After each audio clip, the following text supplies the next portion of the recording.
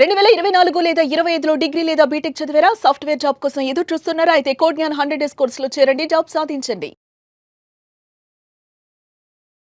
నమస్తే, welcome to Suman TV. నేను మీ anchor Shri.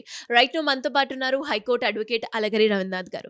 పెళ్లి చేసుకొని ఇంటికి వచ్చిన తర్వాత కోడలు అనేక రకాలుగా అత్తమామల్ని హింస పెడుతూ ఉంటే అలాంటి సందర్భాల్లో చట్టాన్ని కనుక వాళ్ళు అప్రోచ్ అవ్వాలి అంటే వాళ్ళకి లీగల్ పరంగా ఎలాంటి రైట్స్ ఉంటాయి, వీటి గురించి ఈ రోజు మనకి ఒక మంచి క్లారిటీ ఇన్ఫర్మేషన్ ఇవ్వడానికి అలగరి రవీంద్రనాథ్ గారు ఉన్నారు. అడిగి తెలుసుకునే ప్రయత్నం చేద్దాం. నమస్కారం సార్. నమస్తే అండి శ్రీ గారు.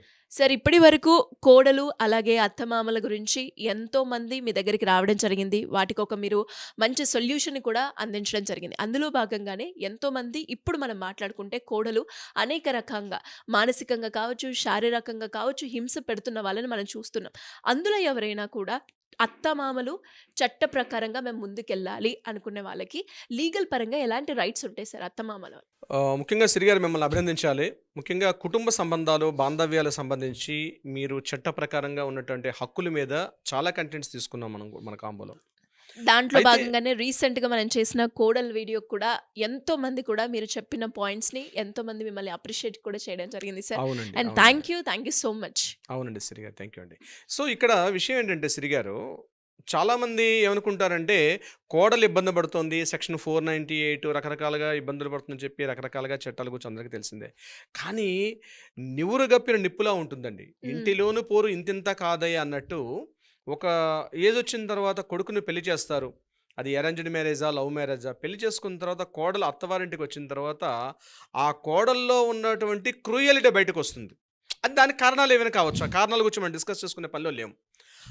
ఈ ఇతరత్ర కారణాల వల్ల అత్తామామల యొక్క వాళ్ళ యొక్క మంచితనాన్ని, లేకపోతే వారి యొక్క పెద్దగా చదువుకోకపోవడం, లేకపోతే ఇతరత్ర కారణాల వల్ల, లేకపోతే పేదరికంతో కావచ్చు, ఫినాన్షియల్ కండిషన్ కావచ్చు, ఏవైనా కారణాలు కావచ్చు, అత్తామామల మీద ఆధిపత్యాన్ని చెలాయిస్తూ ఆ ఇంటి మీద పూర్తి అధికారం చేస్తూ వాళ్ళని అనేక రకాలుగా శారీరకంగా, మానసికంగా, ఆర్థికంగా, ఎందుకంటే తన భర్త తన చేతుల్లో ఉంటారు, వాళ్ళ కొడుకు తన చేతిని గ్రిప్లా పట్టుకొని ఆ కుటుంబాన్ని, ఒకవేళ పిల్లలు ఇంకా వాళ్ళకి ఏమైనా కొడుకు కూతురు ఇంకా అంటే ఈ వచ్చినటువంటి కోడలికి కానీ, ఒక ఆడపడుచులు కానీ, లేకపోతే మరుదులు కానీ ఉంటే, బావలు కానీ ఉంటే, ఇంకా వారి యొక్క పరిస్థితి ఇంకా దారుణంగా ఉంటుంది. ఇంకా పెళ్లి కాకుండా ఉన్న ఆడపడుచులు కానీ, పెళ్లి కాకుండా ఉన్న మరుదులు కానీ ఇంట్లో ఉంటే వాళ్ళ పరిస్థితి ఇంకా నరకప్రాయం చేస్తుంది ఇంట్లో.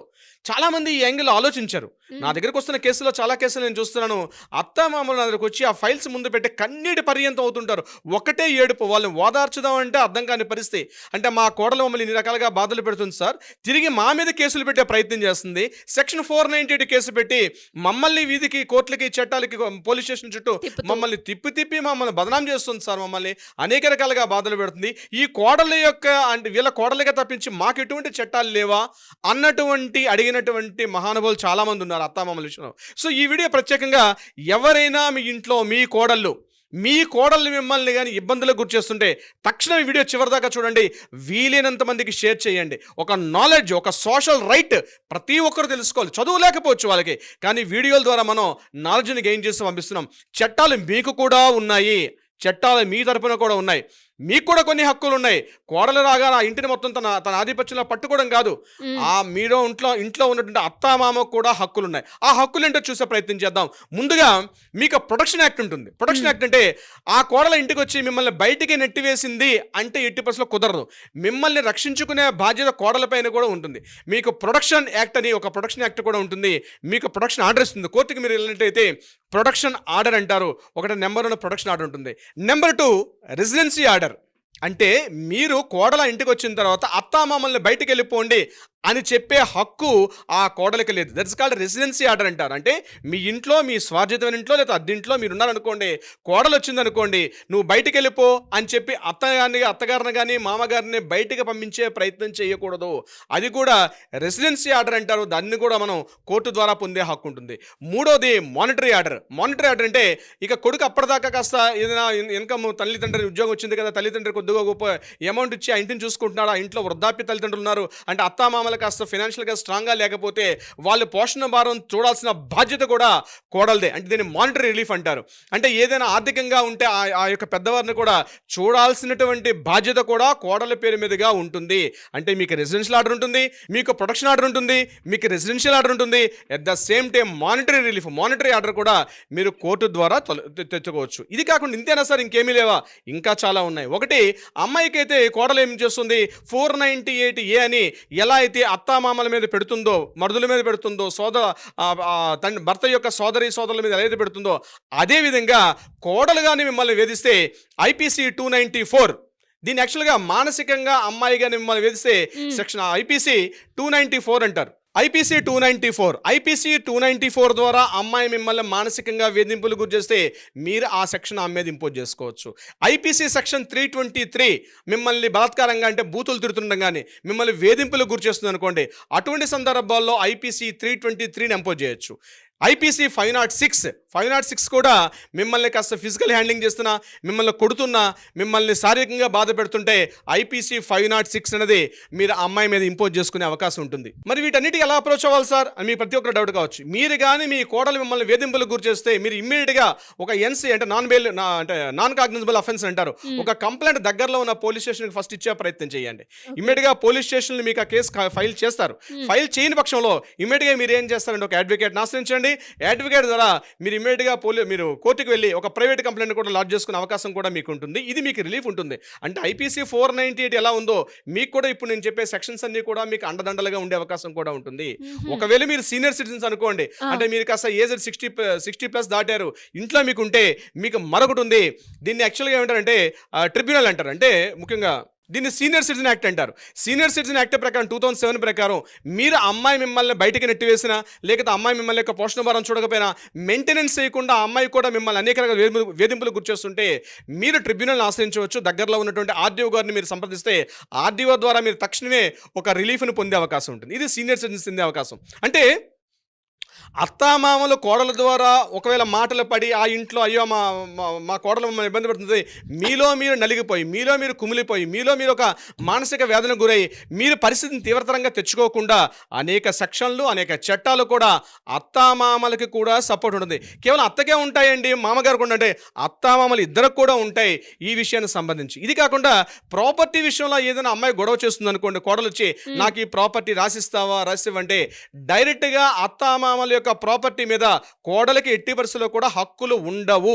ఇండైరెక్ట్ గా మాత్రమే ఉంటాయి.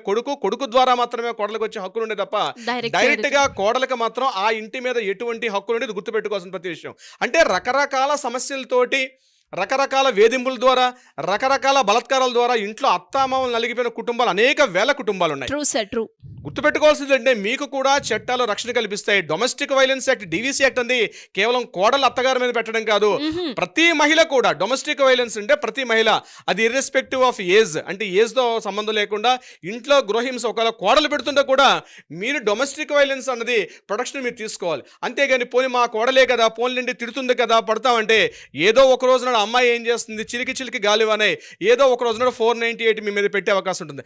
అంతదాకా మీరు తెచ్చుకునే ప్రయత్నం చేయకుండా అబ్బాయిని మందలించండి. అబ్బాయితో చెప్పే ప్రయత్నానికి అంతకన్నా ముందు కౌన్సిలింగ్ వచ్చే ప్రయత్నం చేయండి. దీనికన్నా ముందు కౌన్సిలింగ్ దాకా మీ అందరూ కూర్చొని మాట్లాడుకునే ప్రయత్నం చేయండి, లేకపోతే అడ్వకేట్తో మాట్లాడండి, ఒక కౌన్సిలింగ్కి వెళ్ళే ప్రయత్నం చేయండి.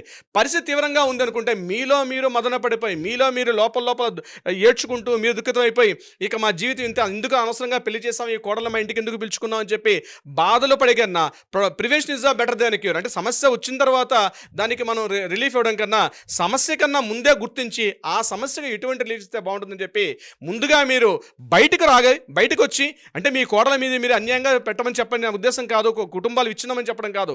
చాలా కుటుంబాలు తమలో తాము నలిగిపోతూ ఉంటారు బయటికి చెప్పుకోలేక. అటువంటి వారికి అత్తామామలకి రిలీఫ్గా మీకు కూడా చట్టాలున్నాయి, మీకు కూడా హక్కులున్నాయి, మీ కుటుంబం బాగుండాలనే కోరుకుంటారు ప్రతి ఒక్కరు కూడా. సిరి గారు. Great information sir. మరి మీరు అన్నట్టుగానే ఎవరైనా కూడా ఇలాంటి సమస్యతోటి బాధపడుతూ ఉంటే వాళ్ళు ఎవరైనా కూడా మిమ్మల్ని అప్రోచ్ అవ్వాలి, లీగల్ పరంగా ముందుకెళ్ళాలి అనుకునే వాళ్ళు ఎలా మిమ్మల్ని కాంటాక్ట్ అయ్యే అవకాశం ఉందంటారు? తక్షణమే మీ చేతిలో ఫోన్ తీసుకోండి, కింద స్క్రోల్ నెంబర్ని కాంటాక్ట్ చేయండి. బిజీగా ఉంటే వాట్సాప్ చేయండి, మా లీగల్ టీం మీకు కంపల్సరీ అప్రోచ్ అవుతారు. అపాయింట్మెంట్ తీసుకొని రండి. ఏదున్నా సమస్యను కూర్చుని మాట్లాడుకుందాం. మడ్డలు చేసుకోవడం, కొట్టుకోవడాలు, తిట్టుకోవడాలు, కోర్టుల చుట్టూ తిరగడానికి కాకుండా లీగల్ పరంగా ఏ రకమైన పరిష్కారం ఎలా ఉంటుందో మనం ఆలోచించి ఆ దిశగా మనం ప్రయత్నం చేద్దాం. సిరి గారు, డెఫినెట్‌గా sir. Thank you so much. Thank you so much Siri గారు.